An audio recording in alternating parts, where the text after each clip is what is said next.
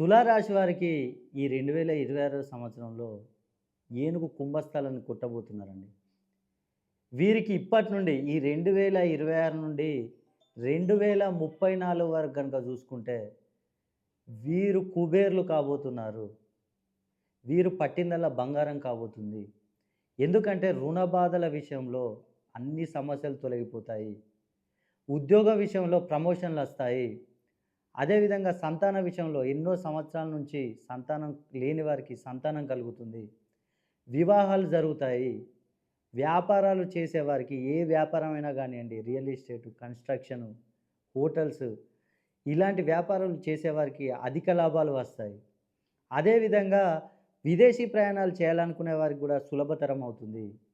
మీరు గనక తులారాశిలో పుట్టి మీకు గనక ఏమైనా సమస్యలు గనక ఉన్నట్లయితే ఒక్కసారి నన్ను సంప్రదించండి.